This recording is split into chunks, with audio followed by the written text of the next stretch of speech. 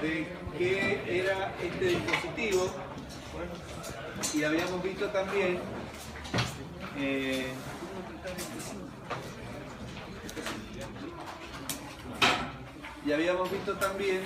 en qué consistía su trabajo, ¿verdad? Y cómo estaba constituido básicamente.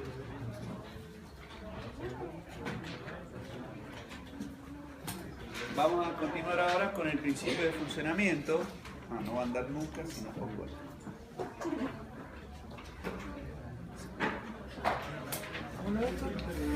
El puerto USB. Perdóname que te agarre de...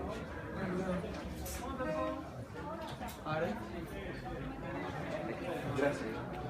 Entonces, habíamos visto que el transformador tenía un núcleo ferromagnético que era de un material de hierro silicio, láminas de hierro silicio de 0,2 milímetros de espesor, que eran de un material de grano orientado y laminadas en frío. Esa es la última tecnología en el hierro para estas máquinas, y vamos a empezar a ver, a medida que avanzamos, vamos a ir viendo por qué es constructivamente de esa forma y por qué utilizamos esos materiales. Acá lo que tenemos en azul es el núcleo del material ferromagnético, que es por donde se va a establecer el flujo magnético que se va a generar. La misión de este núcleo es permitirnos trasladar o llevar de un punto a otro de la máquina ese flujo magnético, ¿sí? Esa es la finalidad del hierro. ¿Por qué elegimos hierro y no otro material? Bueno, algo hemos visto en nuestro estudio de los circuitos magnéticos. Precisamente el material ferromagnético es el que mayor permeabilidad tiene. Por lo tanto, puede con facilidad mover o desplazar esas líneas de cambio.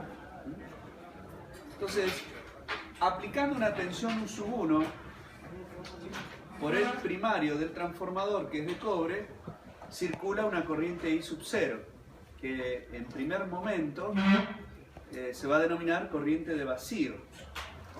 ¿Por qué motivo? Bueno, porque en los extremos del secundario los bornes están abiertos. ¿Qué significa eso?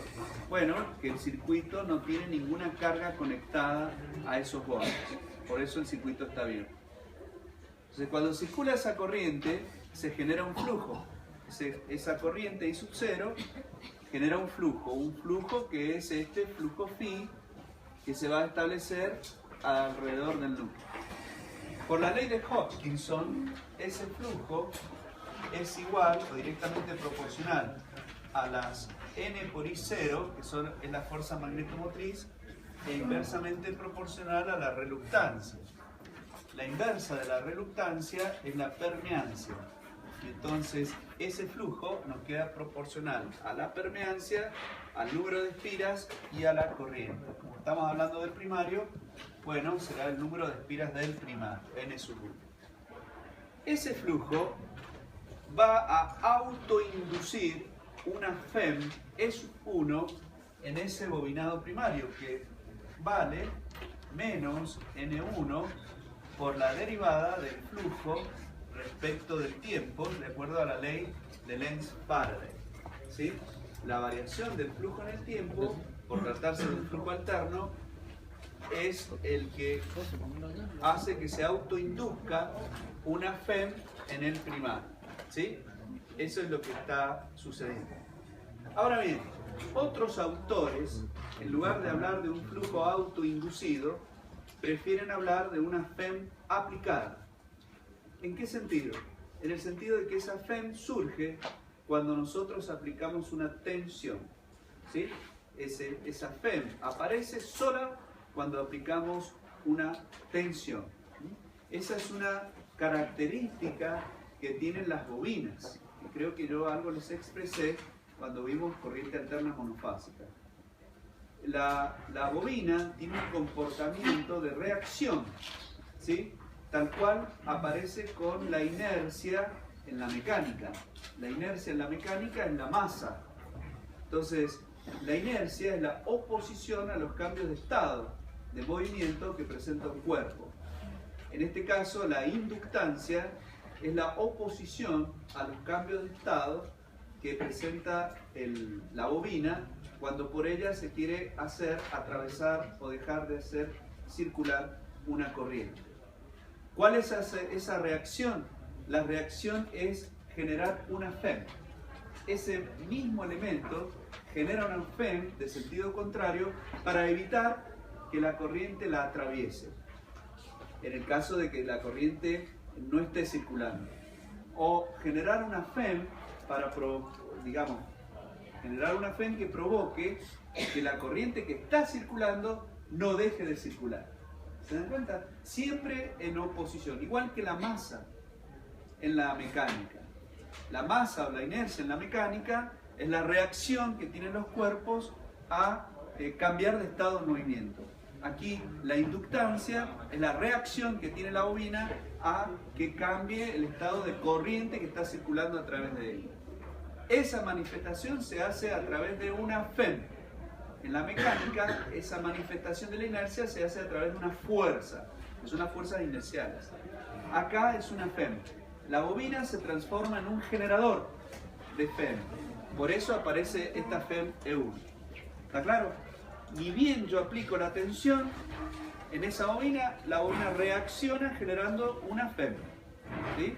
Donde esa FEM tiene la particularidad de generar un estado que evite que la corriente circule si estaba circulando, o evite que la corriente deje de circular si ya, a ver si lo estoy diciendo al revés.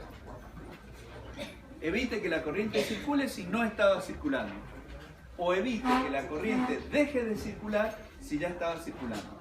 Es siempre oposición, ¿sí? Una vez que se vence esa inercia, ya continúa el proceso, pero es un momento, es una situación transitoria. Esa FEM tiene esa característica, ¿está bien? Esa es la característica de esa FEM.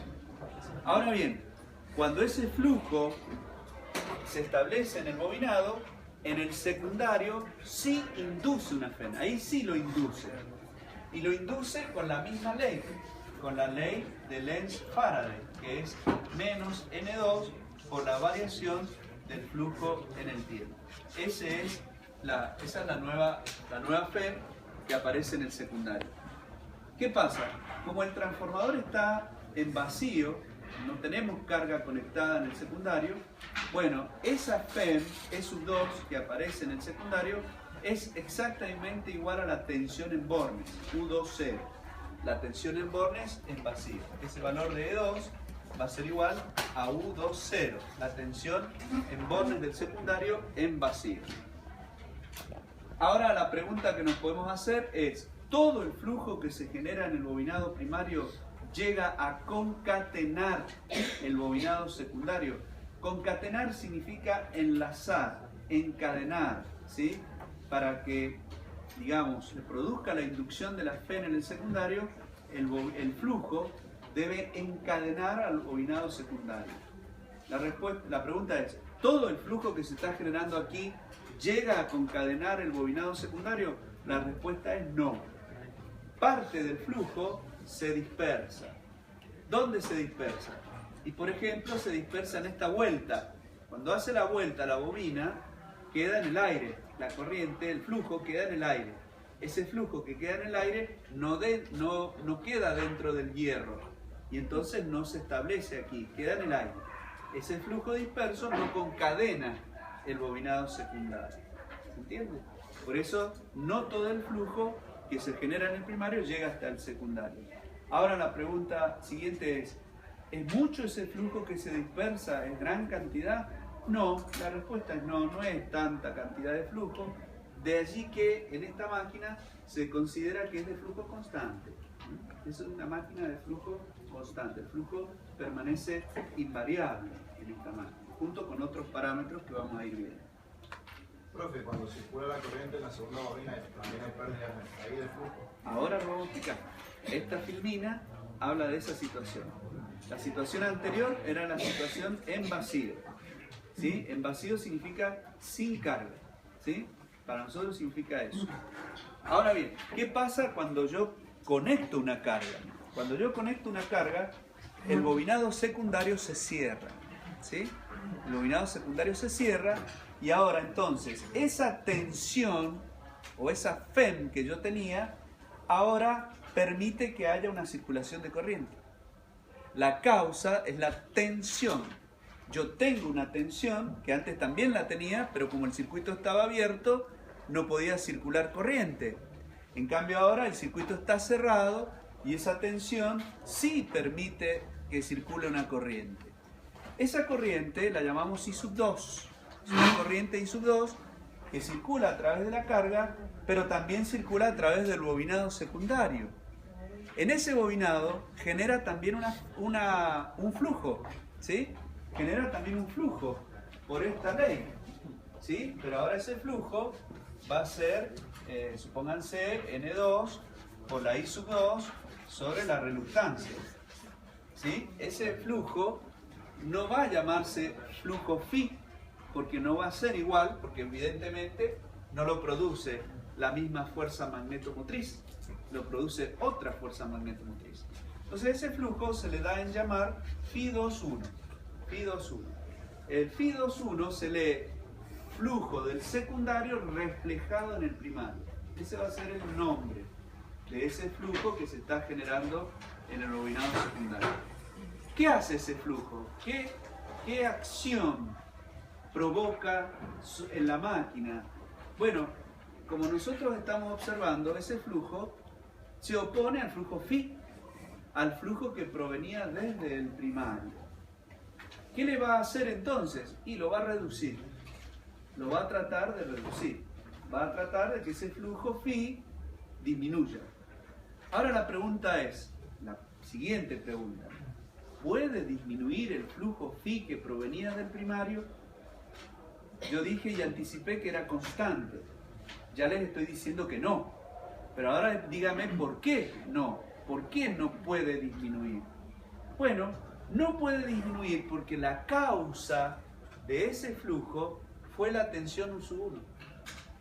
Cuando yo apliqué la tensión U1, cuando yo apliqué esta tensión, circuló esta corriente y esa corriente hizo que se generara este flujo. O sea que la causa, en el fondo, de la primera causa de ese flujo es la tensión. Es la tensión U1 que yo apliqué. Y mientras esa tensión no cambie, el flujo phi no va a cambiar. Y de hecho, la tensión U1 no cambia.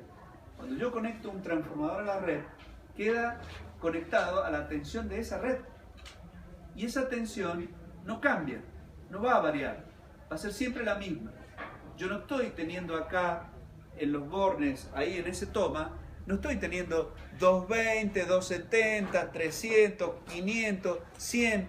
No, siempre tengo 220. ¿Entienden? No puede variar. Sí, pueden haber pequeñas variaciones, fluctuaciones, lo que significa que no significa que varíe estrictamente hablando. Sí puede fluctuar, pero fluctúa en 219, 220, 221. No debería ser, pero puede pasar. A eso no es para nosotros una variación. Es constante, es un valor fijo. Y como es un valor fijo, el flujo también lo es. Ah, bueno, entonces, ¿cómo se mantienen las cosas si ese flujo tiene que ser constante y aparece otro que se le opone? ¿Cómo se las arregla la máquina para mantener el flujo constante? ¿Cómo hace para que se produzca esa constancia de la que yo estoy hablando? Bueno, la única forma que tiene la máquina de mantener esa constancia es incrementar la corriente del primario. Es decir, que de ser un valor I0, ahora pasó a valer I1. Se incrementó en un valor I1, que es mayor que el I0. ¿En cuánto? Bueno, va a pasar que esa corriente I1 ahora va a tener que generar un flujo Φ1,2 exactamente igual y opuesto al Φ2,1 para que lo anule. y anulándolo permanezca el flujo constante. Ese es digamos, el funcionamiento de la máquina, digamos. Así está funcionando.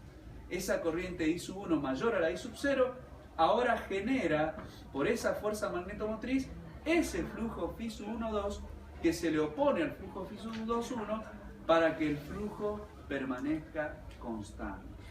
¿Se dan cuenta?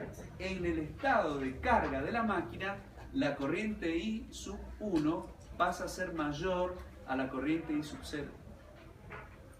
Exactamente en la misma cantidad proporcional que depende de la fuerza magnetomotriz para generar ese flujo Φ sub 1, 2 que se lo ponga al flujo Φ sub 2, 1 y de esta forma la máquina mantenga su flujo original constante.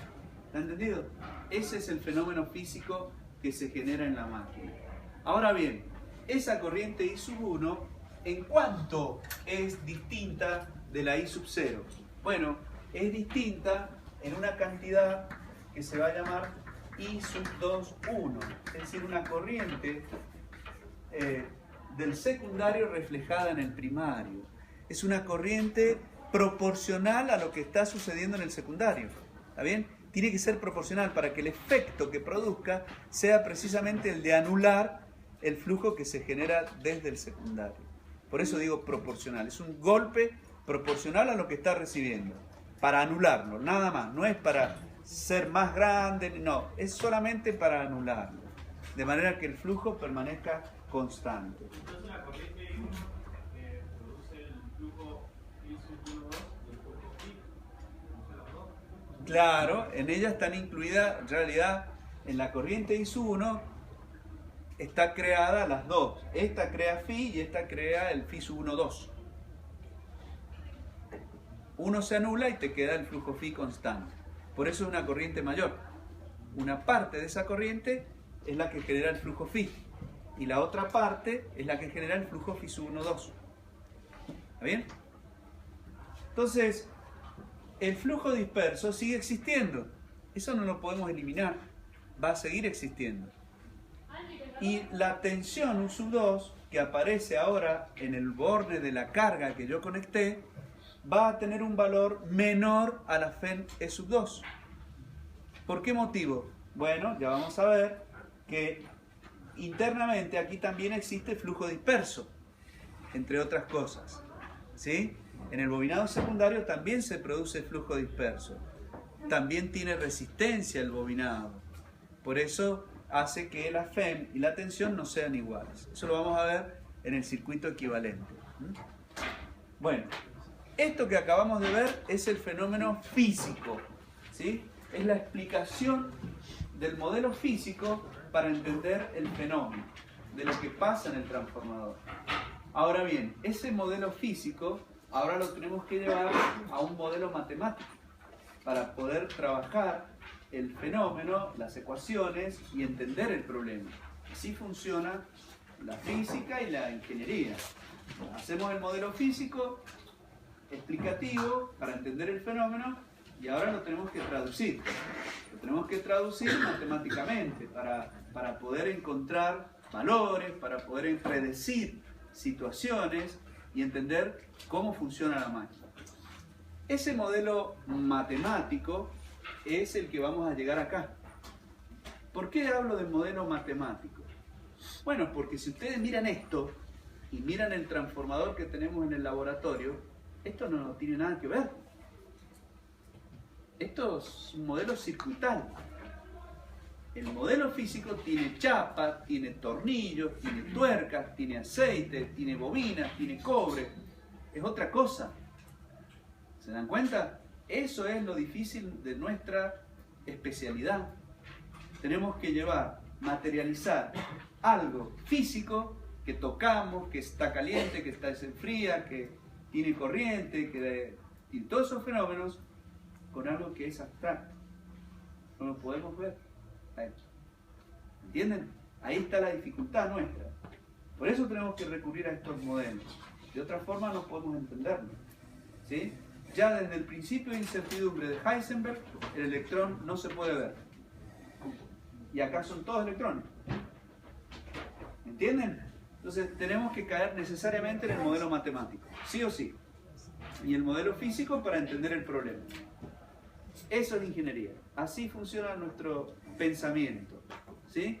Esa es la estructura de pensamiento que nosotros tenemos para poder entender los problemas, si no, no podemos resolver nada, ¿sí? Junto con el modelo aparecen las restricciones. Las restricciones son aquellas cuestiones que tenemos, que no las podemos cuantificar, que no las podemos controlar, y entonces las restringimos. En eso no nos metemos. Y aproximamos el modelo a un ideal, que después, teniendo en cuenta algunos factores que nosotros introducimos, nos acercamos a la realidad. Así trabajamos nosotros.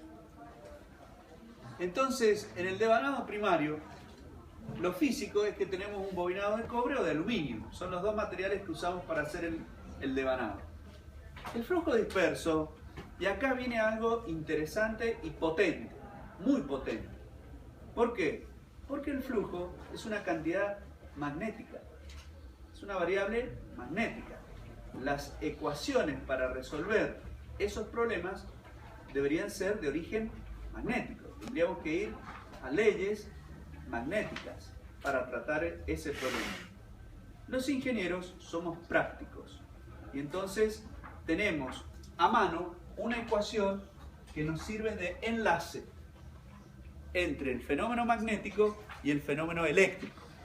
¿Por qué motivo? Porque para nosotros el fenómeno eléctrico tiene ecuaciones más simples. Ley de Ohm, ley de Ampère, y nos manejamos con eso para resolver los circuitos. Es más simple para nosotros. Entonces, esa ecuación de enlace es la del coeficiente de autoinducción. El coeficiente de autoinducción depende del flujo y de la corriente, ¿sí? La corriente I sub 1 y el flujo disperso phi de 1. Entonces, este flujo nos genera este coeficiente de autoinducción, esa reacción de la bobina. Y este valor nos permite a nosotros obtener el valor de X de 1. Es decir, de un fenómeno, de un parámetro magnético, nos cruzamos a un parámetro eléctrico, que es la reactancia. La reactancia de dispersión. O sea, ese flujo disperso eléctricamente equivale a, para nosotros, en una reactancia de dispersión que se calcula como omega por L, que es lo que hemos estudiado nosotros. Entonces, ese fenómeno magnético de dispersión ahora se transformó en una reactancia, donde la reactancia es un parámetro eléctrico que nos permite, por la ley de Ohm, calcular, por ejemplo, una caída de tensión. Entonces quiere decir que el flujo disperso es equivalente a una caída de tensión. ¿De qué carácter? Inductivo. ¿Se dan cuenta? Y puro. Inductivo puro. Y eso nos ayuda a entender muy fácilmente que lo que está pasando con el flujo disperso es que se produce una caída de tensión. Por eso la FEM E2 es mayor a la tensión U2. ¿Sí? Ha habido una caída de tensión. Y esa caída de tensión se debe al flujo disperso. Bien, que lo hemos determinado a través de la reactancia. Ahora la pregunta, ¿sí? La pregunta. ¿Es la única caída de tensión que aparece en la máquina? La respuesta es no. ¿Por qué? Y porque en el alambre también hay efectos resistivos. ¿Producto de qué?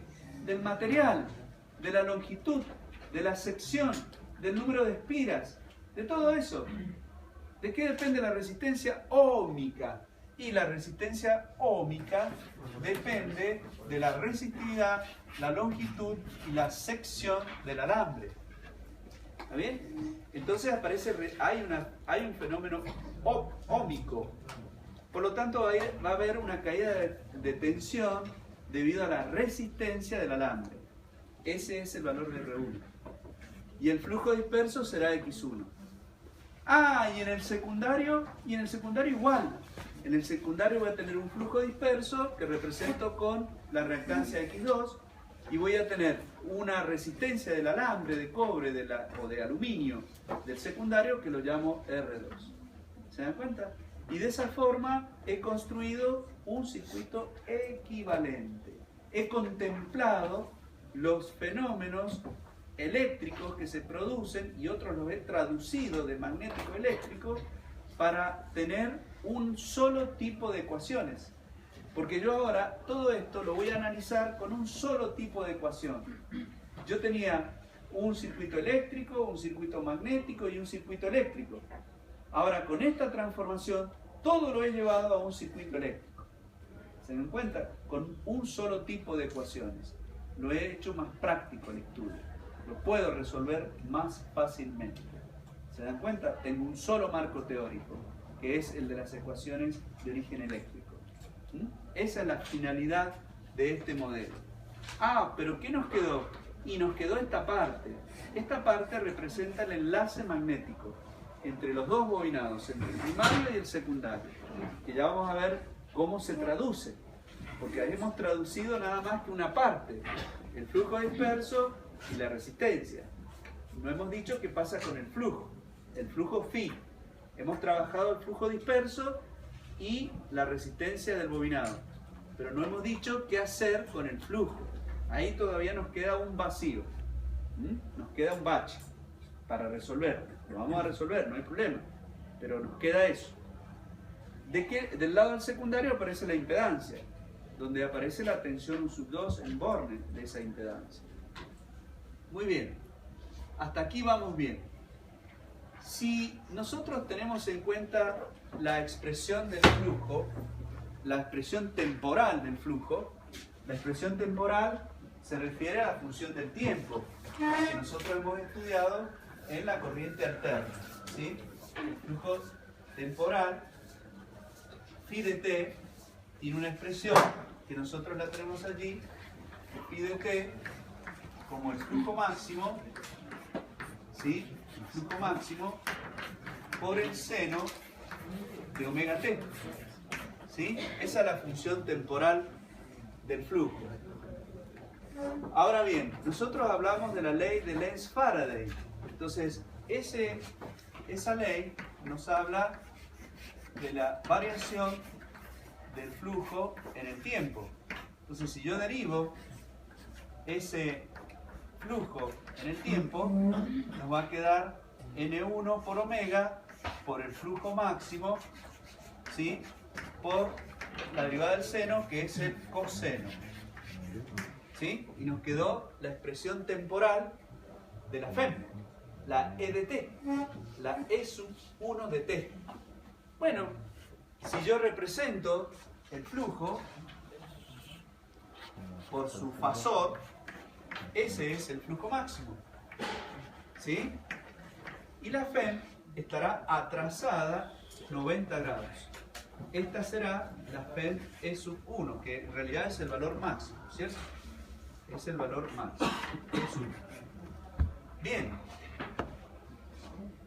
El E1 máximo, ¿cuánto vale? Y el E1 máximo vale N1 por omega por el flujo máximo.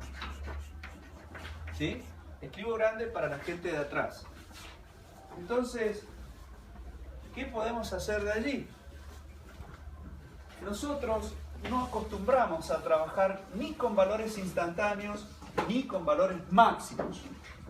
Nosotros no es práctico trabajar con valores instantáneos ni valores máximos porque por la sencilla razón que no los podemos medir. Tenemos la dificultad de la medición porque esos valores, al ser instantáneos, van a ir cambiando instante a instante y nosotros necesitamos medir. Por lo tanto, tenemos que trabajar con valores eficaces, ¿sí? Tenemos que llevar esto a valores eficaces. Y ese valor eficaz nosotros sabemos que se obtiene como la relación de E1 máximo sobre la raíz de 2. Eso era lo que nosotros habíamos determinado para un tipo de variación sinusoidal. Si era un tipo de variación triangular, elíptica o cuadrada, bueno, ese factor cambiaba, ¿se acuerdan? Pero como nosotros estamos trabajando con una expresión sinusoidal, bueno, tenemos que aplicar ese factor para encontrar el valor eficaz. Bueno, entonces si yo lo reemplazo, el valor de omega es igual a 2pi por la frecuencia, dividido la raíz de 2, multiplicado por n1 y por el valor del flujo máximo. ¿Qué se deduce? Si nosotros hacemos esta cuentita, esa cuentita me va a dar un número que es igual a 4,44 por la frecuencia, por n1 y por el flujo máximo. Esta expresión del valor eficaz de la FEM, esa expresión que tienen allá abajo, ¿sí?, se llama fórmula de Bouguereau. Se llama fórmula de Bouguereau, la que nos permite obtener el valor eficaz de la FEM, recibe el nombre de fórmula de Bouguereau. Esa expresión es válida tanto para el primario como para el secundario. Es lo mismo. Si yo analizo todo para el secundario, voy a llegar a la misma expresión. ¿Por qué? Y porque se deducen a partir de la ley de Lenz-Faraday, es la misma ley. Entonces voy a llegar a lo mismo. O sea, voy a llegar a una fórmula de la E2 que me va a decir que es 4,44 por N2 por la frecuencia y por el flujo máximo. Y todavía hay más. Si yo relaciono la FEM E1 eficaz con la FEM E2 eficaz, llego a determinar que esa relación es igual a N1 sobre N2. Y esa relación se llama relación teórica de las FEMs, donde determinamos que la relación entre la FEM del primario y la FEM del secundario es directamente proporcional a la relación de espiras del bobinado primario y secundario. Traducido esto significa que si el transformador eleva tensión, significa que la FEM E2 es más grande que la FEM E1. Lo mismo voy a poder decir para las espiras. Ese transformador va a tener un número de espiras del secundario mayor al número de espiras del primario. Y viceversa, si el transformador es reductor de tensión. Pues los transformadores pueden elevar la tensión o reducirla. Pueden elevar la corriente y reducirla. Esa es una gran ventaja técnica que tiene este dispositivo. Muy bien. En condiciones ideales, vamos a analizar una situación ideal. ¿Cuál es la situación ideal que quiero explicar? Bueno, la situación ideal es que este transformador que está dibujado aquí no tiene resistencia, la resistencia es nula, la resistencia óhmica del alambre es nula. Una situación ideal. Y voy a considerar también que el flujo disperso es nulo también. No existe flujo disperso y no existe resistencia. Por eso tengo una condición ideal. Nada más que por un problema que vamos a ver ahora. Eso significa que las únicas dos tensiones que aparecen en el bobinado primario, por ejemplo, son la U1 y la E1. La tensión aplicada y la FEM autoinducida. Bueno, como son las únicas dos tensiones, si yo las sumo a esas dos tensiones, me va a dar igual a 0. De ahí deduzco que la tensión U1 resulta ser igual a la FEM menos E1. ¿Y qué sentido tiene esto? ¿Por qué cayó en esta situación? Bueno, porque ahora, fíjense, y de ahora en más, la FEM E1 la vamos a trabajar como menos E1 hacia arriba. ¿Sí? Esta va a ser la menos E1, que va a ser igual a la U1 en esta condición ideal. ¿Sí? ¿Qué va a ir apareciendo? La FEM E2, como era de variación cosenoidal y estaba en atraso, va a seguir estando acá. La FEM E2 no la voy a tocar. De manera que el diagrama que vamos a ir trabajando nos va a quedar con todo lo que es secundario abajo y con todo lo que es primario arriba. Independizamos los fasores de primario y secundario mediante este razonamiento que hemos hecho allí. ¿Sí? Con ese razonamiento tenemos la menos E1 dirigida hacia arriba, ¿verdad? Y igual a la U1, y entonces todo lo que sea del primario se va a resolver en estos dos cuadrantes. Y todo lo que sea del secundario se va a resolver en estos dos cuadrantes. ¿Sí? Eso es para entender mejor los fenómenos, las ecuaciones. Eso es lo que vamos a ir haciendo de ahora en más. ¿Está entendido dónde salió? Muy bien. Acá hay un ejemplo de aplicación interesante. Yo les cuento la anécdota. Un año, un alumno que tenía en la tecnológica, que lo conocía desde hace muchos años, se iba en diciembre a trabajar de instructor de esquí. A lo mejor lo conocen, por eso era conocido acá en Mendoza. Se iba a trabajar de instructor de esquí a Estados Unidos. Se hacía unos pesos y volvía en abril, por ahí. En marzo no volvía, directamente en abril. Se juntaba unos dólares y se venía para acá. Entonces, tenía un problema. Se llevaba la afeitadora para ahorrar plata, se llevaba todo de acá. Pero acá la tensión es 220 y allá es 110. ¿Está bien? Entonces, ¿cómo hacía para que le funcionara la afeitadora y no se le quemara allá? Y acá tienen un problema que resuelve esta situación. Acá tienen un transformador 220-110 y me lleva de 220 a 110. Pero está construido allá, en Estados Unidos, donde la frecuencia de las corrientes es de 60 ciclos. No es como la frecuencia nuestra de acá. Entonces, la pregunta es, ¿qué le pasa a ese transformador si lo conecto acá? Porque si él se trae la afeitadora de allá, de 110, la quiere hacer andar acá, con 220. Si se trae el transformador de allá, va a estar construido para 60. ¿Está bien? La tensión sí se la da. ¿Sí? Lo enchufa acá a 220 y lo transforma a 110. Pero ese transformador fue construido para 60 hercios, porque lo compró allá. La pregunta es, ¿me va a funcionar la afeitadora? Bueno, entonces, ¿qué hace? Aplica la fórmula de Bouguereau. Entonces aplica la fórmula de Bouguereau y dice, la F es igual a 4,44 por el número de espiras, por la frecuencia y por el flujo. ¿Sí?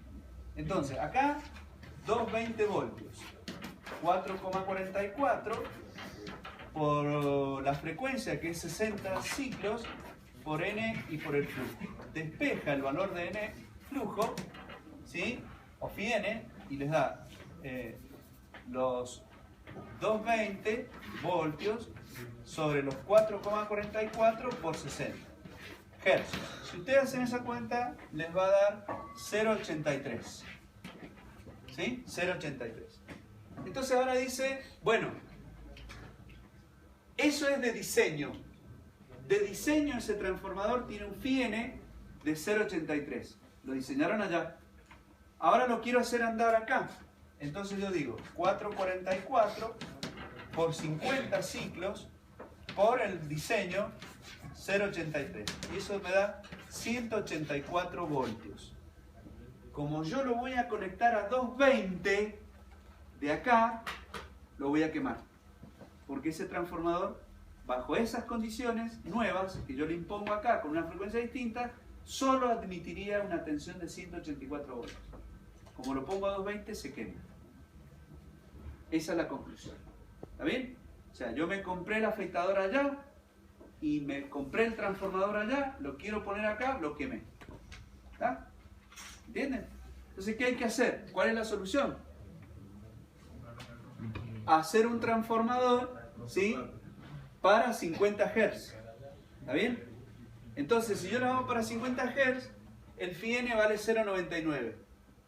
Si yo lo reemplazo y lo conecto a 60 Hz, me lo llevo para allá, la tensión es 263. Como 220 es menor a 263, el transformador no se quema. ¿Está bien? ¿Entendieron? Bueno, ese ejemplo, otro alumno, ¿por qué les conté la anécdota? Ustedes dirán, ¿qué tendrá que ver la anécdota con lo que estoy viendo acá? Bueno, otro alumno de acá, compañero de ustedes, hizo lo mismo.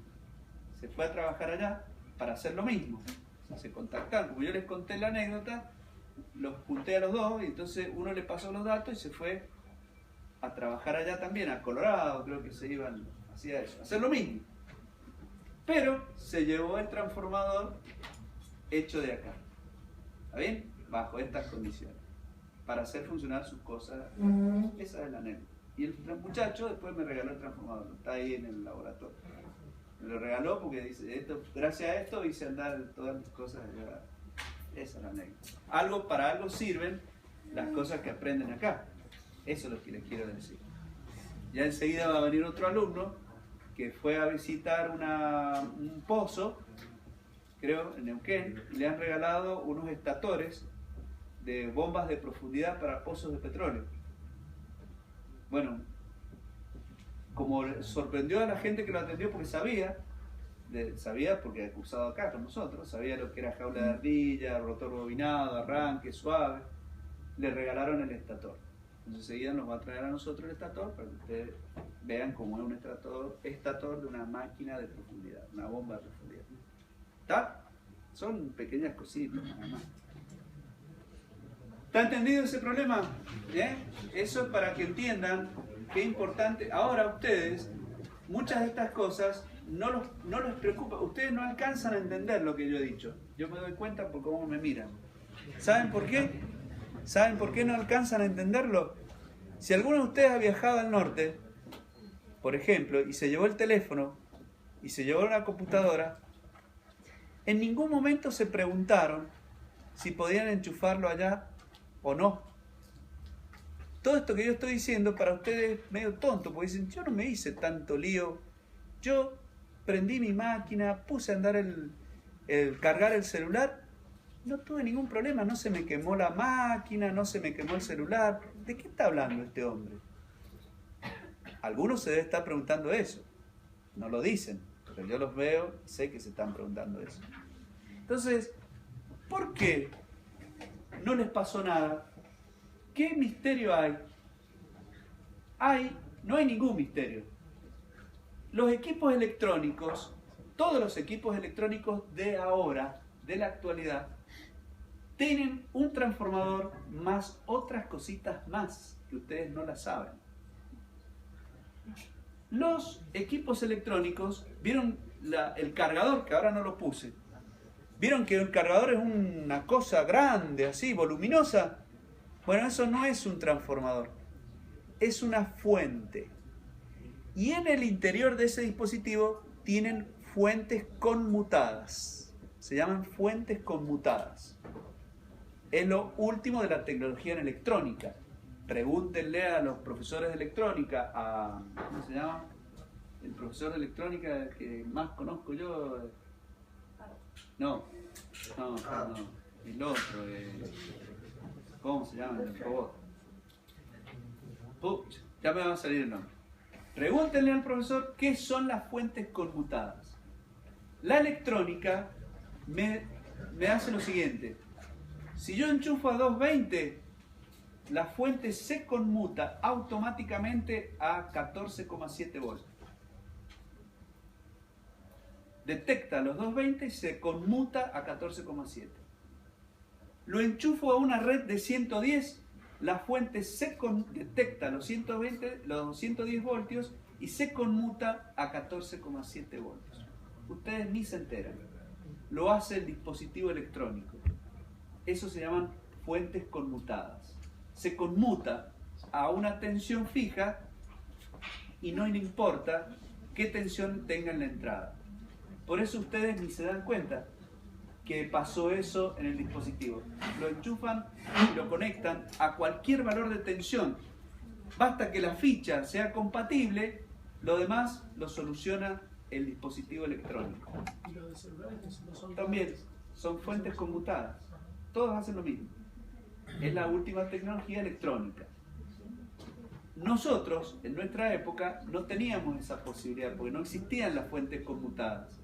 Entonces, si uno compraba un aparato en esos lugares, cuando lo traía acá tenía que necesariamente comprar un transformador para esa relación. Como con la PlayStation. Exacto. O mover un tornillo en la parte de atrás que me lo conmutaba de 220 a 110. ¿Me entienden? Hoy en día eso ustedes ni se lo preguntan. Ni se lo preguntan porque esos dispositivos ya lo traen incorporado. Y se llaman así, fuentes conmutadas. Es todo un tema de la gente que estudia electrónica, es una unidad completa. el tema de fuentes conmutadas. Si les interesa el tema, hay libros chiquitos de cómo se hacen las fuentes conmutadas. ¿Tá? Tienen un transformador, pero el transformador es solamente una etapa de todo el proceso. ¿Se dan cuenta? Es una etapa. Después vienen las otras etapas que hacen la conmutación. Por eso ustedes no entienden mucho ese problema que está ahí. A lo mejor no les llega tanto, porque ustedes no viven esa realidad. Son de otra época, de la época de las fuentes conmutadas. Profe, ¿y ese transformador está diseñado con una frecuencia chica? Está diseñado para una frecuencia que nada que ver con la frecuencia de la red, porque todo lo demás, en realidad sí, pero el equipo electrónico es el que conmuta la tensión, y la tensión la deja fija. No le importa la frecuencia con la que esté trabajando porque él lo conmuta. ¿Entiendes? No le importa, no trabaja con frecuencia esa conmutación. Una parte sí, pero el resto no. Profe, llevar el transformador a Estados Unidos sería por la frecuencia o por la diferencia de tensión. Si es un equipo electrónico ni se haga problema. No, digo en el caso del... Claro, en el caso de la máquina de afeitar no tiene fuente conmutada.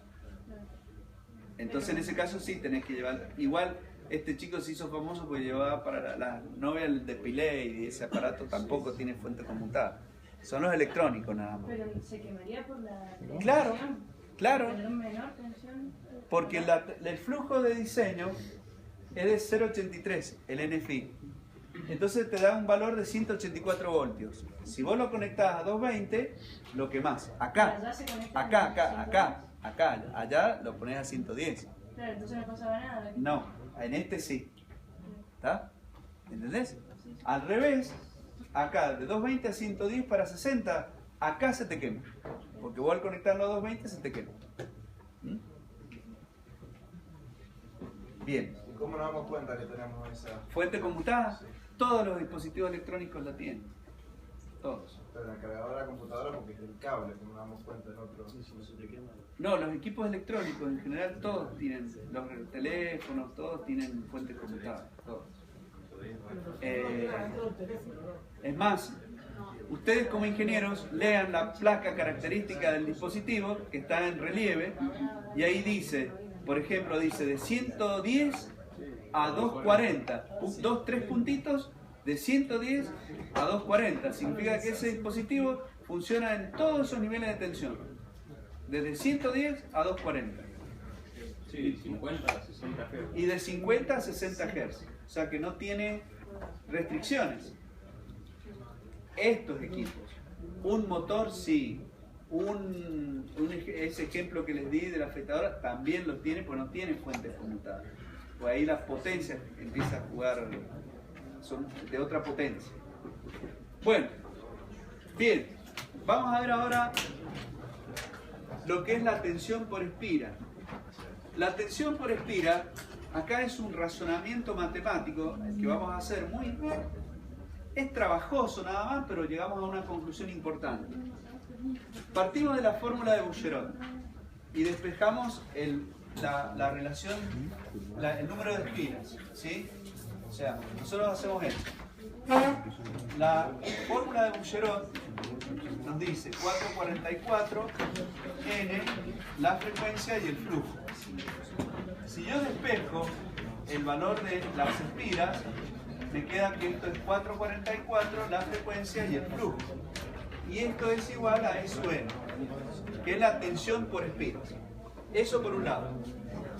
Si yo multiplico esto me va a dar 222 por el flujo. De donde puedo despejar el flujo y me queda que es E sub n sobre el 222. Pero a su vez, nosotros sabemos que la potencia puesta en juego es la FEM por la corriente. Esa FEM es el 444 n, la frecuencia y el flujo por la corriente. ¿Sí? Me queda esa expresión. Si yo trabajo un poco esto, despejo y me queda el n por i, que es la fuerza magnetomotriz. N por i. El flujo, por otro lado, sabemos que es directamente proporcional a la fuerza motriz y a la permeancia.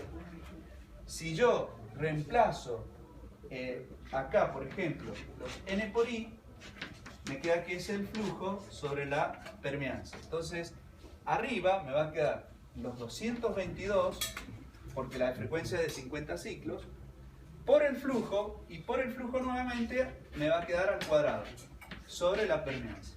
Entonces la potencia electromagnética me queda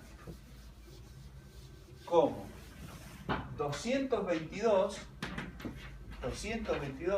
el flujo al cuadrado sobre la permeancia. ¿Sí? ¿Esa ahí es I sub 0? Es la corriente.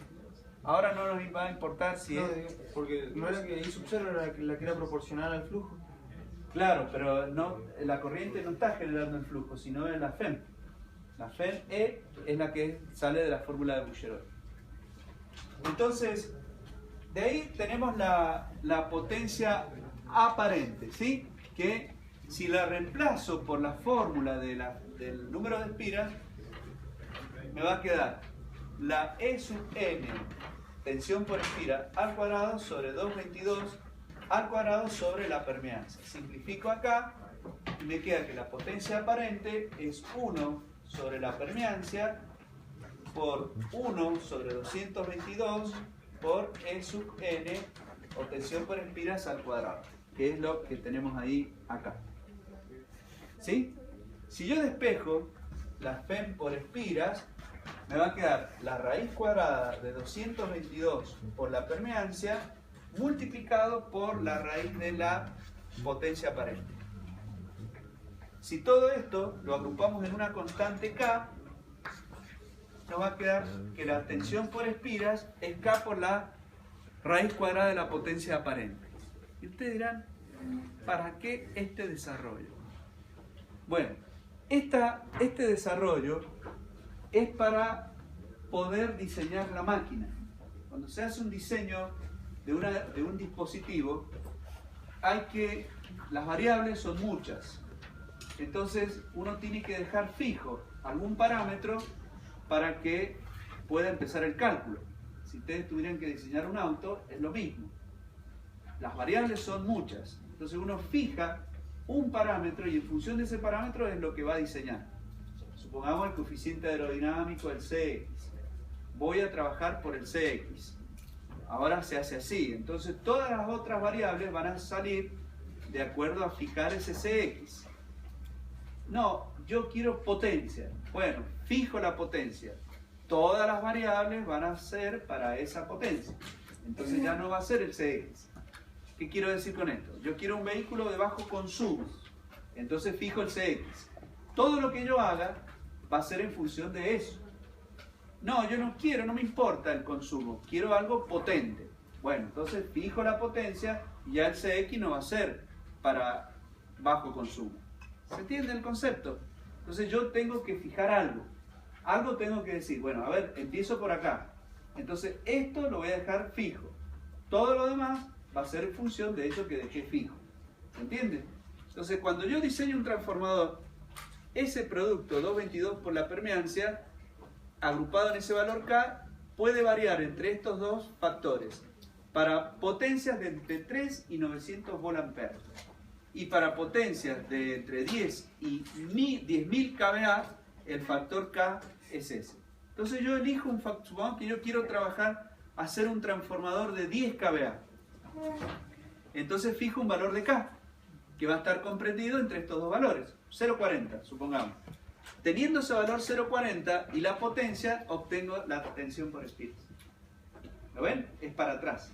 Teniendo esa tensión por espiras, yo puedo despejar N, de acuerdo a la tensión con la que voy a trabajar. Entonces ya sé qué número de espiras va a tener esa máquina, porque la frecuencia ya la tengo.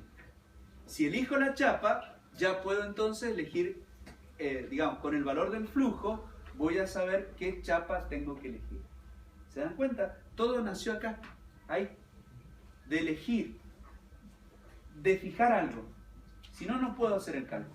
¿Se dan cuenta? Entonces yo fijé, yo digo, sé de qué potencia lo quiero. En función de eso, elijo el valor de K. Lo adopto. Adoptando el valor de K y sabiendo qué potencia, obtengo E sub n. Teniendo E sub n, como yo sé la tensión a la que va a trabajar, puedo determinar el número de espiras. Teniendo ese valor, después como sé a qué frecuencia va a trabajar, elijo el flujo, calculo el flujo. Con el flujo, y ustedes entran a esas curvas que trabajaron en el práctico de circuitos magnéticos y eligen la chapa. ¿Está bien? Y ahora ya saben qué chapa tienen que elegir para hacer el transformador de esa potencia. ¿Se dan cuenta? Todo se va yendo hacia arriba, pero a partir de elegir este valor de K de acuerdo a la potencia con la que va a trabajar.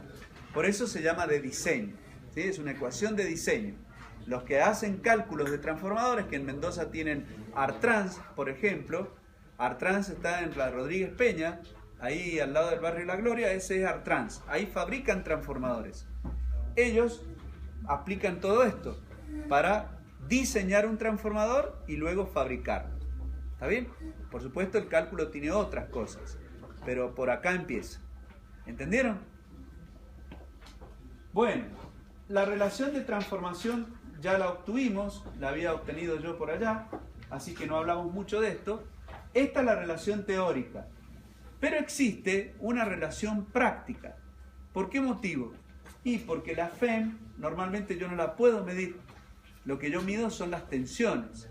Entonces, despreciando las caídas de tensión en el primario por flujo disperso y por la resistencia óhmica del devanado, puedo suponer que la Fn sub 1 y la tensión U sub 1 son aproximadamente iguales en el primario. ¿Qué pasa en el secundario?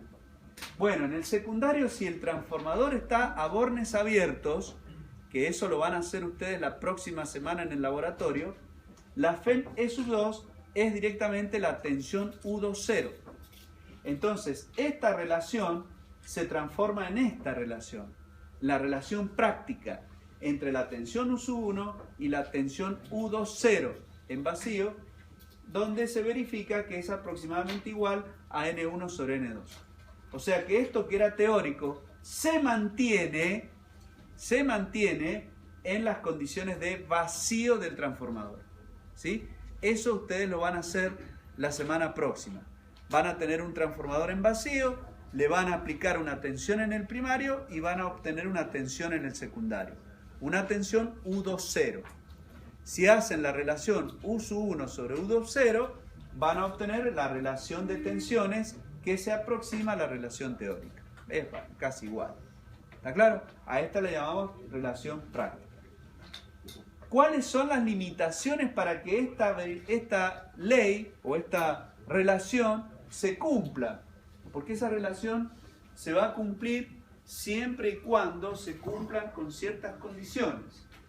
¿Cuáles son esas condiciones? Primero, que el transformador esté en vacío, porque si no, esto U20 no se verifica. Primero. Segundo, los valores tienen que ser eficaces y de ondas senoidales, porque todo nació de la fórmula de Bouguereau, donde yo dije que el factor raíz de 2 venía de considerar una onda sinusoidal pura. ¿Sí?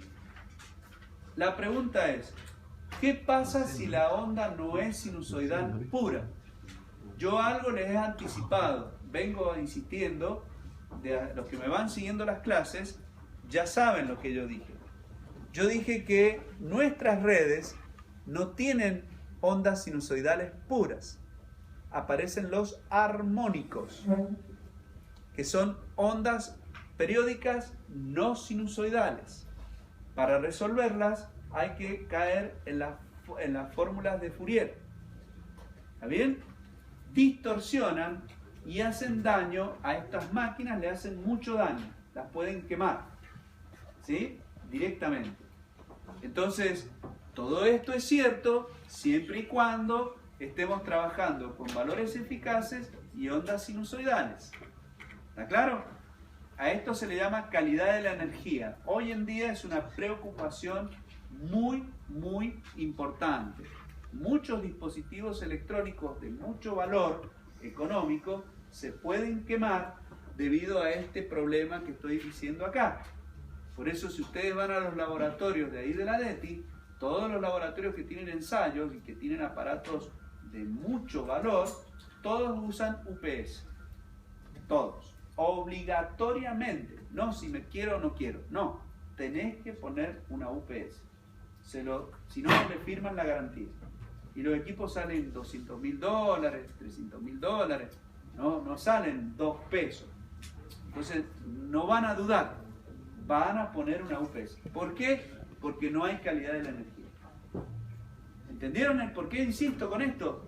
Les estoy diciendo los problemas, para que entiendan de dónde nacen los problemas. Los problemas nacen ahí, en todo esto que están viendo ahora ustedes. Lo que ustedes están viendo es lo básico, lo fundamental, lo que da explicación a lo que pasa más adelante. ¿Está entendido? ¿Sí? La otra es el factor de forma, no alterado por la saturación del hierro. Y acá viene un tema también muy potente, pero muy potente. Ya lo vamos a ver enseguida. Empieza a jugar y a tallar lo que se llamó ciclo de histéresis, que creo que yo se los expliqué, el ciclo de histéresis, que es una característica que es el gen de los materiales ferromagnéticos. El gen de los materiales ferromagnéticos es el ciclo de histéresis. Cuando el transformador se lo diseña para trabajar muy cerca de la saturación, ese transformador está en el límite. Va a calentar, si lo tengo funcionando más de 2 horas, va a calentar mucho. Y lo que viene después es que se va a quemar. Hay transformadores chinos. Yo sé que todo lo chino no es malo. Hay cosas chinas buenas y hay cosas chinas malas. Pero llega mucho chino malo. Hay transformadores chinos baratos. Ustedes van y compran un transformador chino y es barato. Supónganse, comparado con uno equivalente de acá en potencia. Y a lo mejor uno le sale 100 y el otro le sale 50. Pues dame de 50. Más barato. ¿Dónde está? ¿Cómo hacen para que sea tan barato? Bueno, en el diseño lo hacen... No, más que eso. En el diseño lo hacen trabajar cerca de la saturación. Cerca de la saturación. Con eso ahorran materiales, ahorran mucho en hierro. Entonces sale un transformador barato. Ahora, vos lo haces funcionar 8 horas seguidas y eso calienta de tal forma que se queme.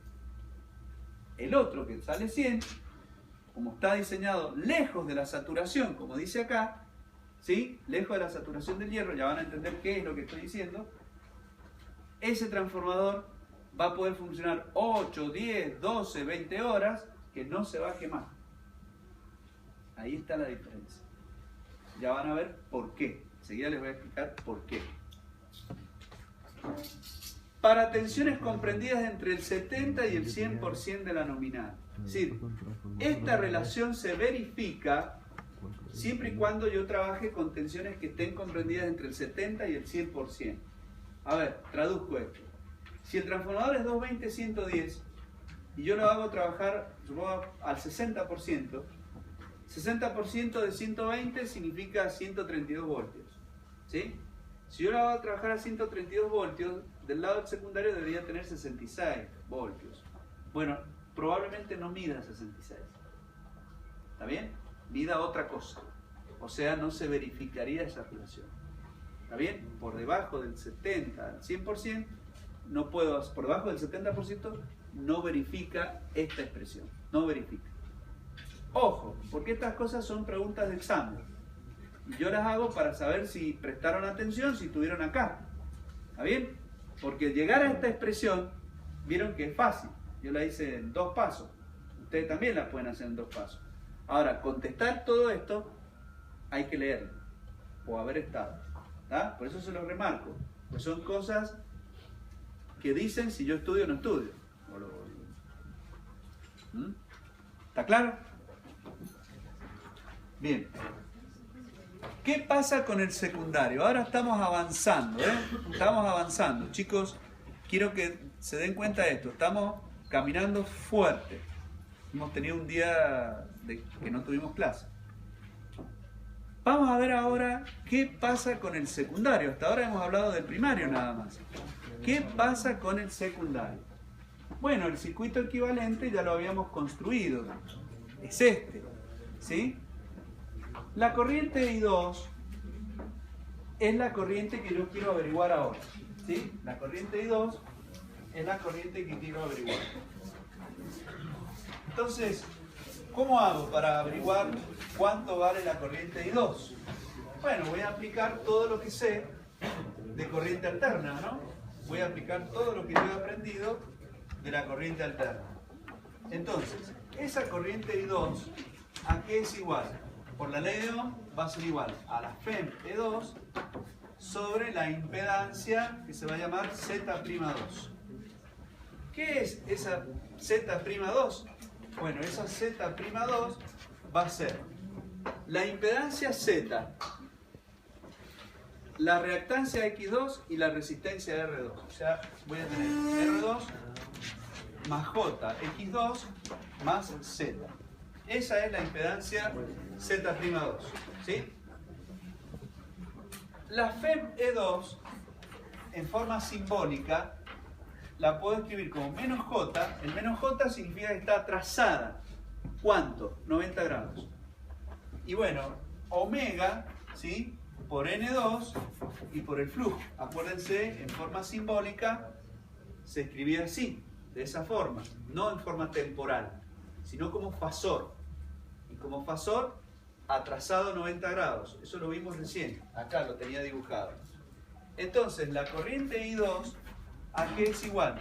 Y va a ser igual a la FEM menos J N2 por el flujo sobre la R2 más R, porque voy a suponer que esa Z tiene una parte resistiva, más J, la X2 más la X, que es la reactancia.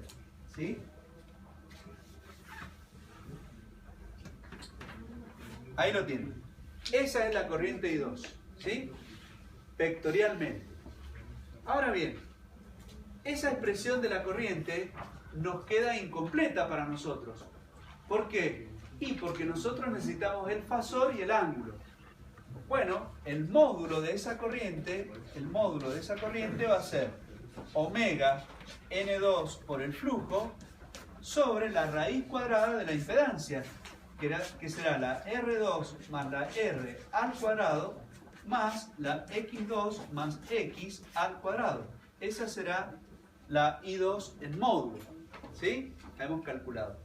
Y el ángulo, le voy a llamar el ángulo Φ2, va a ser el arco tangente de la parte reactiva X2 más X sobre la parte resistiva R2 más R. ¿Está bien? Entonces, con esos dos datos, yo ya puedo ubicar el fasor. Ya lo puedo ubicar en el diagrama. ¿Cómo me queda entonces? Y me va a quedar el flujo, que yo ya lo tenía como referencia, el flujo concatenado. La FEM, habíamos dicho, estaba en atraso, la FEM E2. Y la otra FEM, la menos E1, la tomábamos para arriba, la menos E1. ¿Sí? Ahora, la corriente I2, yo también la puedo ubicar. ¿Por qué? Porque el ángulo Φ2 es el ángulo con respecto a la FEM E2 que la estamos tomando. Entonces la corriente I2, como es inductivo, va a estar atrasada respecto de la FEM E2 un cierto ángulo Φ2. El módulo de ese fasor lo obtengo por la expresión que tengo aquí. ¿Está bien? Así sé cuánto mide de largo y conozco la posición de ese fasor. ¿Está entendido hasta acá? Es sencillo. Si yo la quiero expresar en función del tiempo, la corriente I2 va a ser el valor máximo de I2 por el seno de omega t menos lo siguiente, el pi sobre 2, porque acá tengo pi sobre 2, menos el valor de Φ2, o más, porque lo he puesto con signo negativo acá. ¿Entendieron? Así es construido la fórmula temporal. Repito, I2, el valor máximo, el seno de omega t, menos, porque está atrasada, ¿qué ángulo? Los ángulos se empiezan a cortar a partir de la horizontal. Entonces tengo pi sobre 2 hasta acá y más phi 2 para dar el valor de la posición del fasor I2. ¿Está? Ese sería el valor de la corriente. Ahora bien, esa corriente cuando circula produce caídas de tensión. ¿Dónde? Y en la resistencia y en la reactancia. Ah, bueno, ¿cómo se calculan entonces? Es muy fácil. Una vez que ya tengo la corriente, ahora la tensión en la carga será la I2 por la Z. ¿Sí? Entonces eso será I2 por R más J, I2 por X. Esa es la caída de tensión en la carga. Eso será lo siguiente. Si yo grafico, acá, por ejemplo, la I2 por R tiene que estar en fase con la I2. La I2 por R tiene que estar en fase con la I2. ¿Por qué? Porque se trata de una carga resistiva pura. Entonces acá tengo la I2 por R, que es la resistencia, la parte resistiva de la carga, ¿sí? Y la caída de tensión más J, I2 por X, será esta, que como es inductiva, estará adelantada 90 grados. La suma de estas dos tensiones me va a dar la tensión U2. ¿Lo ven? Y el ángulo entre las dos, entre la corriente I2 y la tensión U2, ese ángulo es el ángulo phi. El ángulo phi que lo determina ¿quién? No es phi2, la carga. La carga, la impedancia Z es la que me determina el ángulo phi. ¿Se entendió? ¿Quieren que lo haga de nuevo? ¿En otro color? ¿Está bien? Bien. Entonces, allí tienen entonces la tensión U2. El ángulo phi, ¿qué será?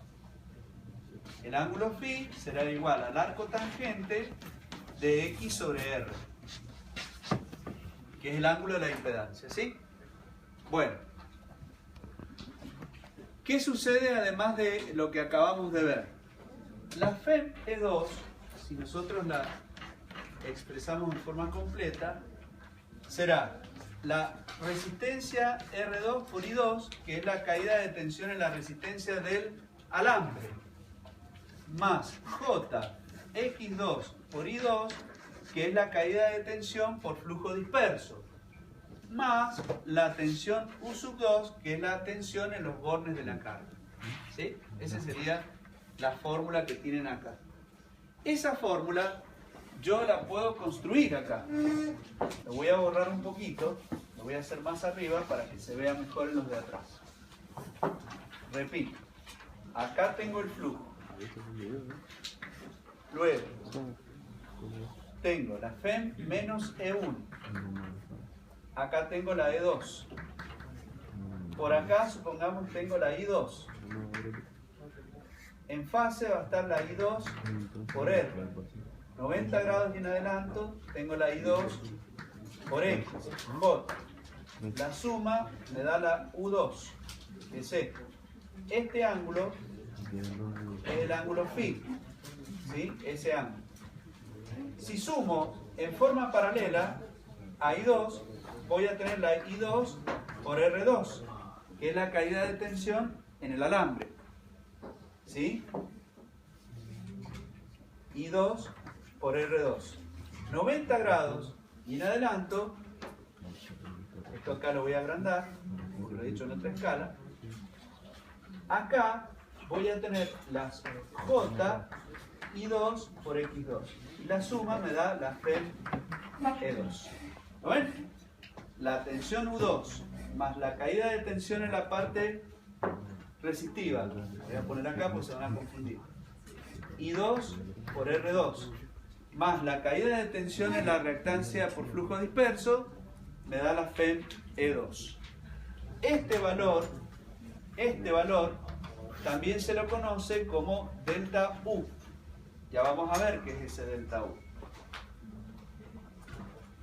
El delta U2 del que estoy hablando, el delta U2 sería la diferencia entre E2 y U2.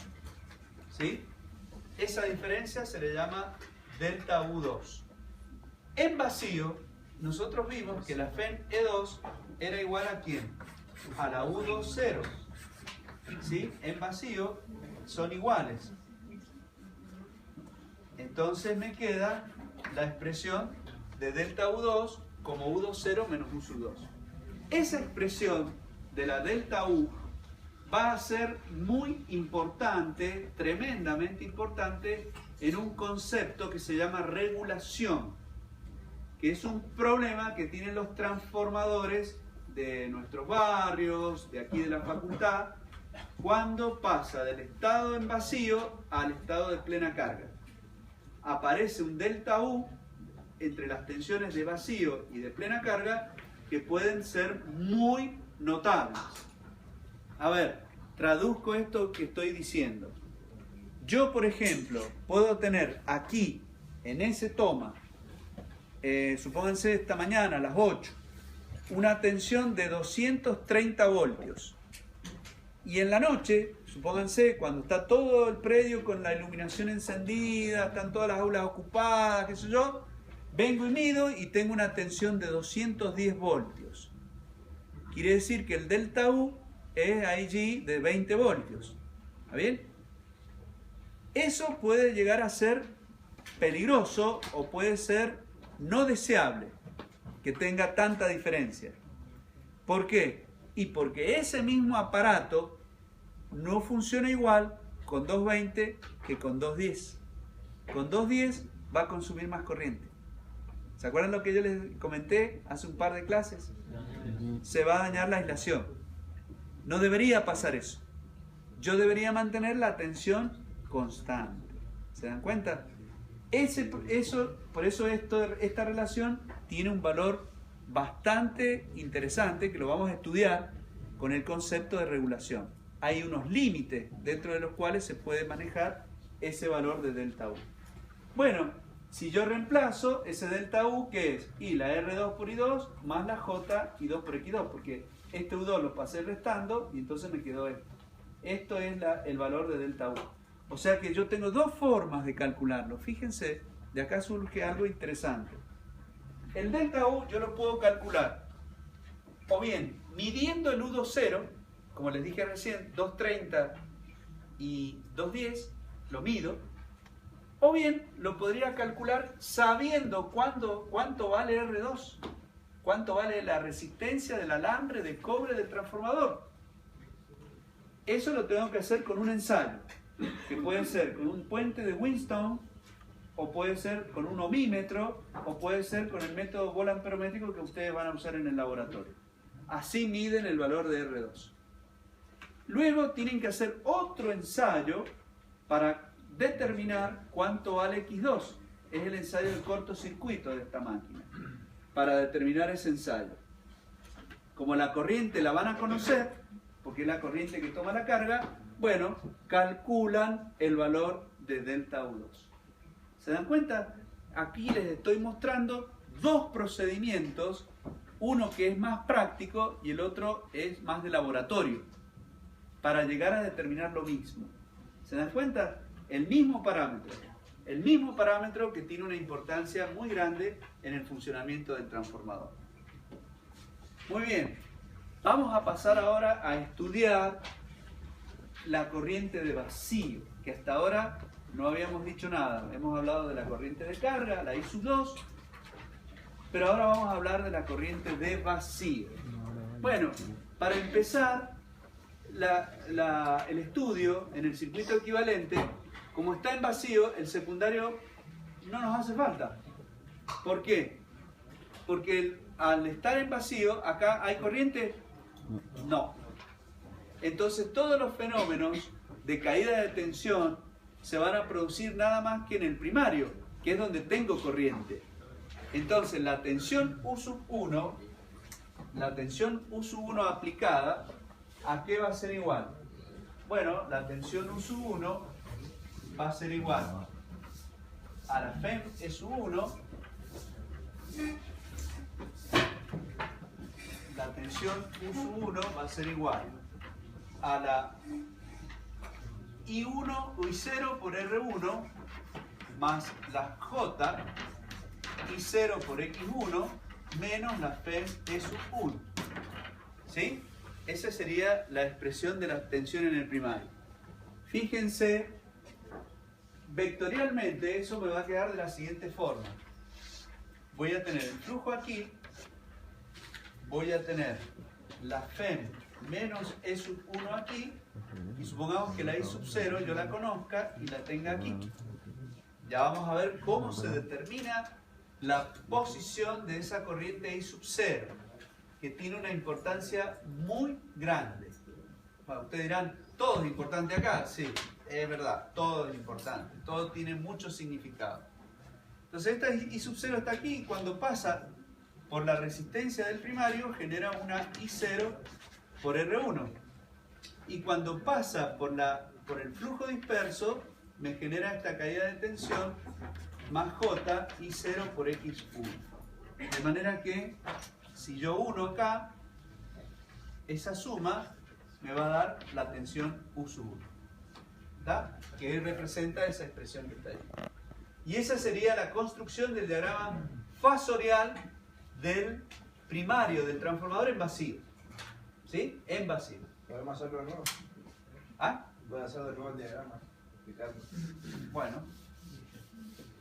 Más grande, ¿crees vos? La expresión matemática, ¿la entendiste? La hago de nuevo, porque si la hago de nuevo me quita espacio, pero la hacemos de nuevo. La tensión U sub 1 es igual a la caída de tensión I0 por R1 más la J por la caída de tensión por flujo disperso I0 por X1 menos la FEM E sub 1. Esa es la expresión, ¿sí? Que se deduce a partir de allí. Ahora, yo quiero construir esa expresión. Tengo el flujo.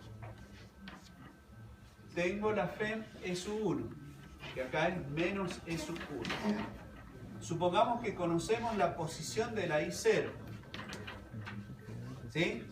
Entonces, esa I0, cuando pasa por la resistencia, genera una caída de tensión I0 por R1, que está en fase con la I0. No se desfasa, porque es resistiva. 90 grados y en adelanto, voy a tener más J I0 por X1. Entonces, si yo sumo este vector más este vector más este vector, obtengo la tensión U sub 1. ¿Sí? Esa es la tensión aplicada en el primario. ¿Está entendido? Muy bien. Ahora vamos a empezar a estudiar en profundidad lo que es la corriente de vacío. Este diagrama, el BH, es la corriente, es el diagrama vectorial, ciclo de histéresis. Entonces yo tengo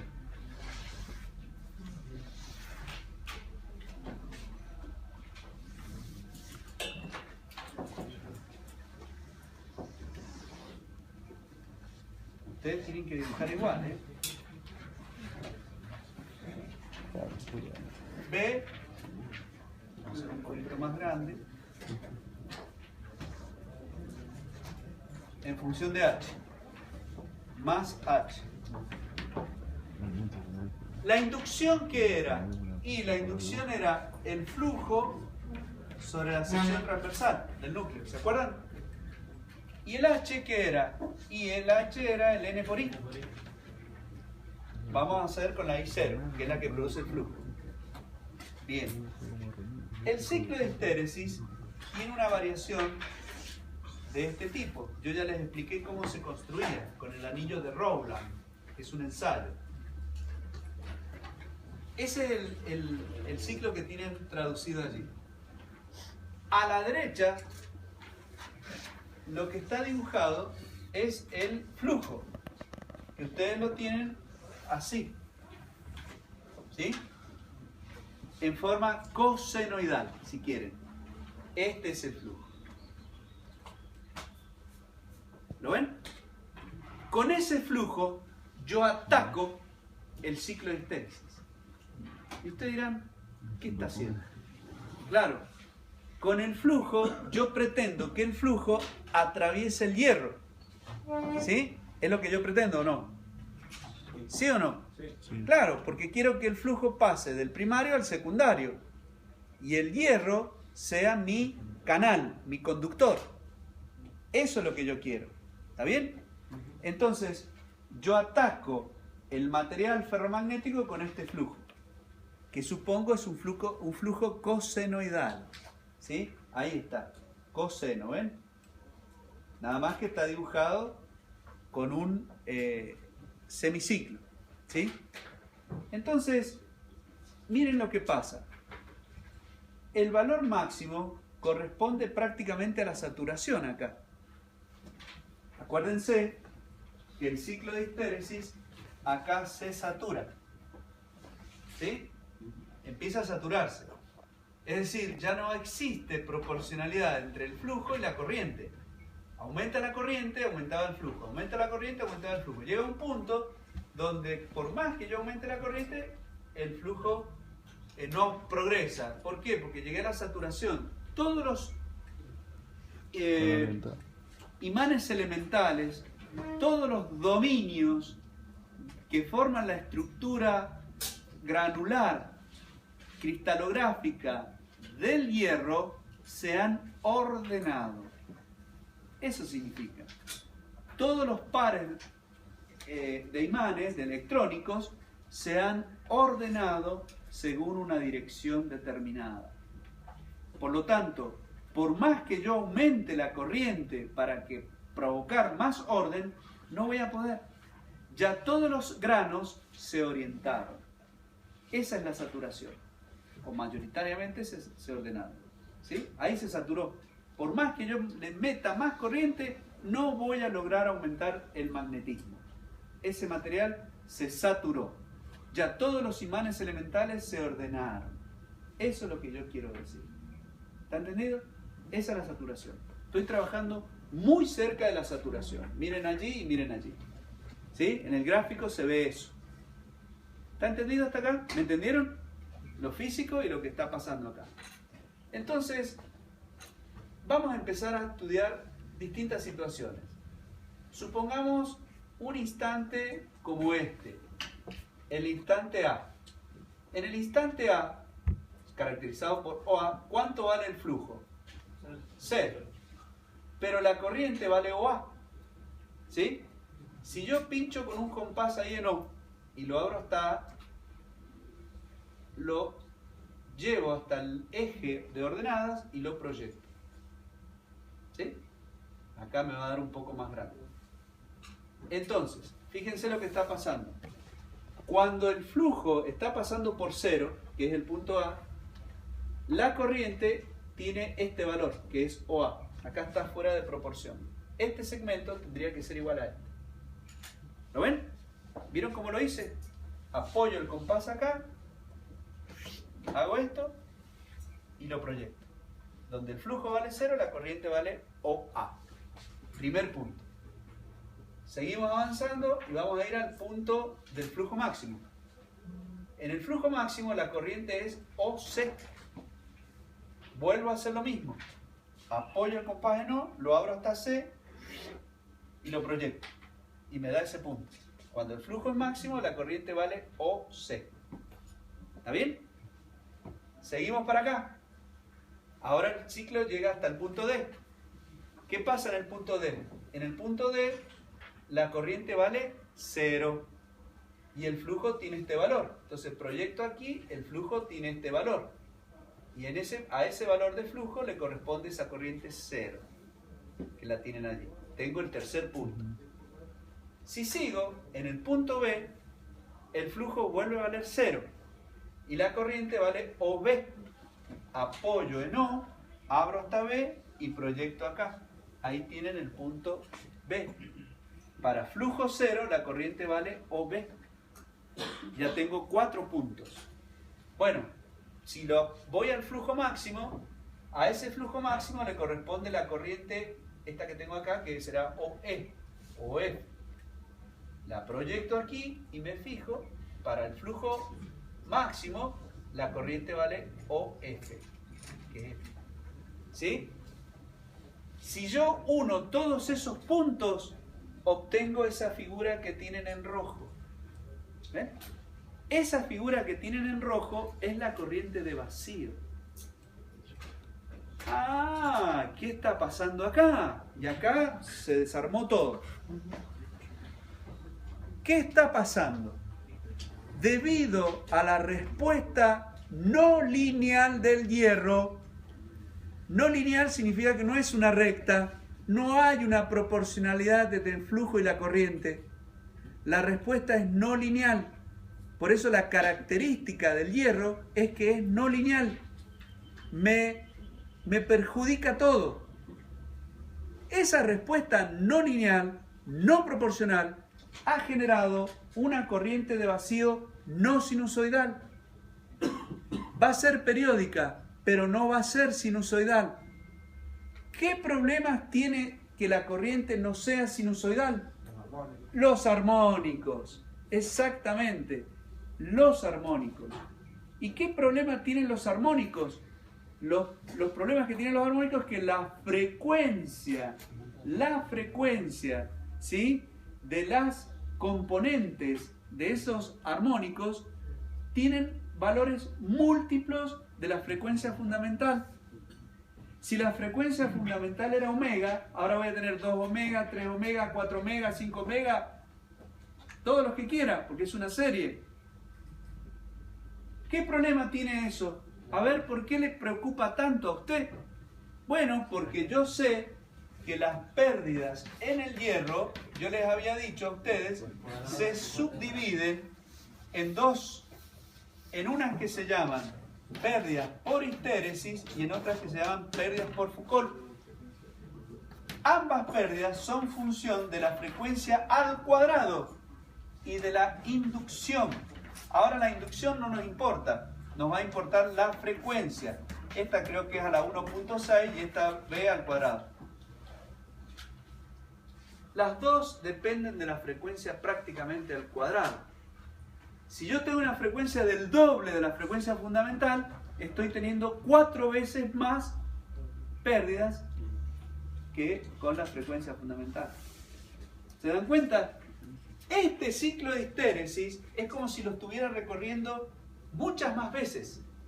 Es como si los imanes elementales los estuviera obligando a orientarse, desorientarse, orientarse, desorientarse muchas más veces.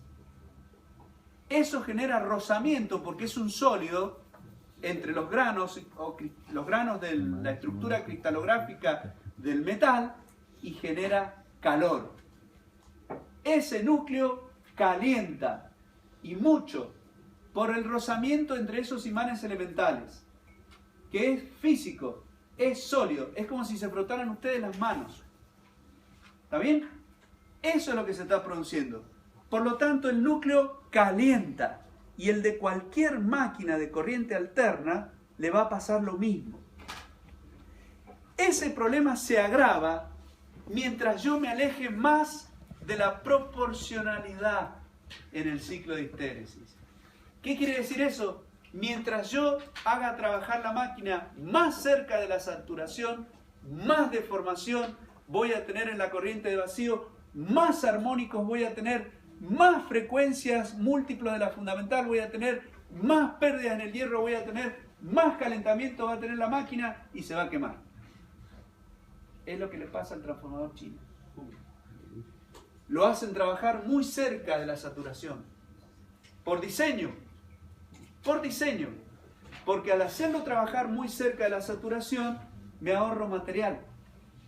Me sale más chico el transformador. Pero no va a soportar el calor que se genera por estas pérdidas. Y ustedes se preguntarán ahora, y algunos se lo deben estar preguntando de lleno. Debe decir, porque ya a esta altura lo estoy, ¿cierto? Estará preguntando, ¿qué es lo que se quema? ¿Ah? Muchos de ustedes se estarán preguntando, ¿Qué quiere decir con que se quema? ¿Qué es lo que se quema? ¿Sale humo de la chapa? ¿Se entra a poner roja? ¿Qué es lo que se quema?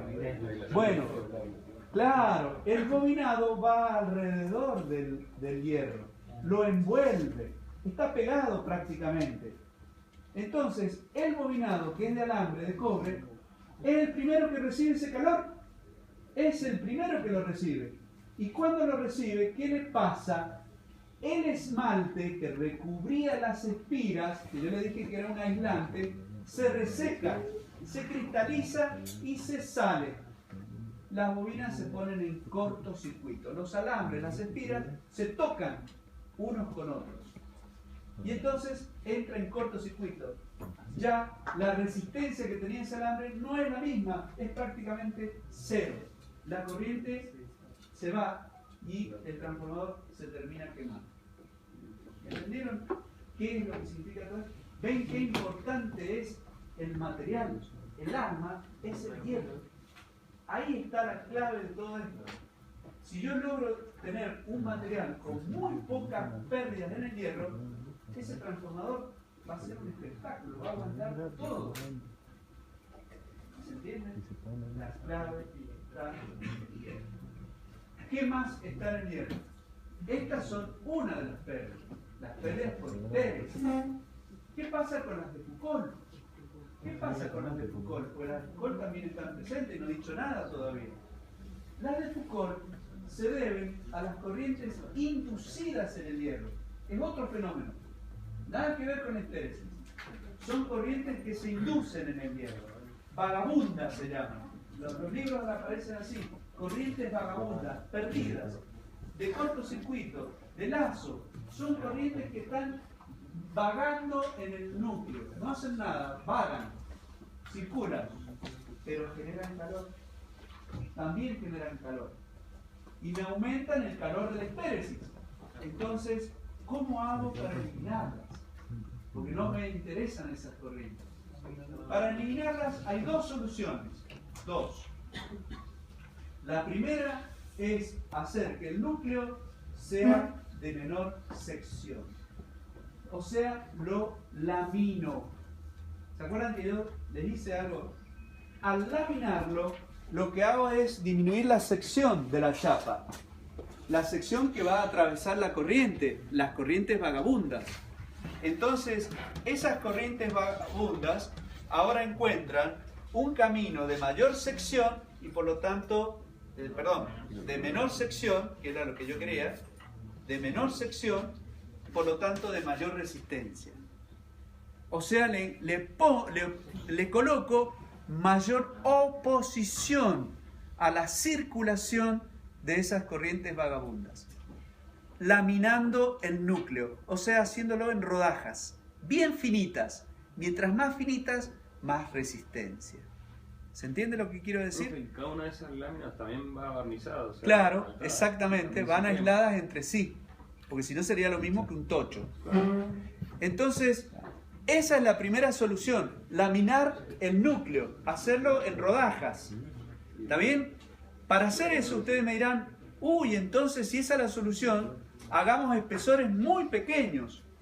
No sé, 0,0001 milímetros. Eso sería una telita de cebolla. No podría ni siquiera moverla, no podría transportarla, no podría cortarla, no podría apilarla. Hay un límite que lo da la mecánica. La práctica, el que la va a guillotinar, el que la va a llevar, ese es el límite. Por eso son de 0,5 o 0,3 milímetros de espesor, no menos que eso, no puedo más, porque más no tiene resistencia mecánica. ¿Se dan cuenta? No la podría manejar, no la podría llevar en la mano, ¿sí? No la podría cortar, no la podría apilar, no la podría hacer trabajar. Eso no se puede trabajar. ¿Se entiende? Ese es el límite. Primera solución. ¿Cuál es la segunda? Que es muy potente. La segunda solución es que ese hierro ya no es un hierro nada más, no es hierro. Nosotros decimos hierro, pero en realidad es una aleación. En esa aleación se le agrega silicio. Por eso son chapas de gran orientado laminadas en frío y con silicio. El silicio le aumenta la resistencia eléctrica. El silicio hace ese efecto. Y entonces es otro componente que le aumenta la resistencia a las corrientes vagabundas. ¿Entienden? Por eso el hierro se hace de hierro silicio. Yo les dije de grano orientado. ¿Por qué? Porque la chapa mecánicamente se la prepara para que esos imanes elementales que yo les estoy hablando se orienten todos en un solo sentido. Entonces yo tengo que gastar menos energía para orientarlos. Ya están orientados. ¿Entienden? Es una técnica esa. Es una técnica que lo hace la tecnología. Ahí está la diferencia entre ciencia y tecnología. La técnica logra antes, un paso antes, lo que la tecnología ya sabe que debería poder hacerse. Pero la técnica se lo da servido. Mirá, nosotros haciendo esto, la laminamos y orientamos el grano. Sin imantarlo, lo orientan. Claro. Es la técnica de procesamiento de la chapa. ¿Se entiende? ¿Por qué lo que usted dice? Porque es laminación en frío. Si fuera laminación en caliente, le tendría que entregar energía para orientar los granos. Y estaríamos la misma que la otra. Entonces la tecnología por laminación en frío me permite obtener un grano orientado con mejor calidad. Esa es la chapa que se utiliza. De hierro silicio, laminada en frío y de grano orientado. ¿Se dan cuenta, jóvenes? Esa es la característica de la chapa que utilizan los transformadores. Y ustedes dirán, pero tanto estudio, tanto esfuerzo para disminuir estas pérdidas, tanto hay que hacer para lograr que estos valores bajen. ¿Por qué tanto interés? ¿Por qué tienen tanto estudio estas cosas? ¿Por qué les interesa tanto reducir estas pérdidas? Tan importantes son, merecen tanta atención. La respuesta es, cuando vayan a hacer el ensayo de vacío y determinen las pérdidas en el hierro, ustedes van a ver que, supongamos, para su transformador valgan 70 vatios. 70 vatios. Ese valor es solamente por tener el transformador enchufado a la red, nada más. Ni siquiera tiene que entregarte corriente a la carga. Si esos 70 vatios ustedes lo traducen en pesos, y lo llevan a horas, que es energía, y lo llevan a el año, pueden resultar en los transformadores grandes muchos miles de pesos en energía que solamente se gastó en producir calor en el núcleo. Energía que yo no aproveché. Y si ustedes lo suman por todos los transformadores que hay en el país, van a ver que son muchos, pero muchos miles de pesos. ¿Se dan cuenta? Entonces ahí abren los ojos bien grandes y dicen, che, hay que ocuparse de bajar esas pérdidas. Y hay que hacer todo lo posible para que esas pérdidas sean del 2 al 3% y no más. Hasta ahí las toleramos. Más de eso, no. ¿Entendieron? Entonces cuando yo encargo un transformador y pido que me fabriquen un transformador, uno de esos valores va a ser ese. Yo quiero pérdidas del 2 al 3%.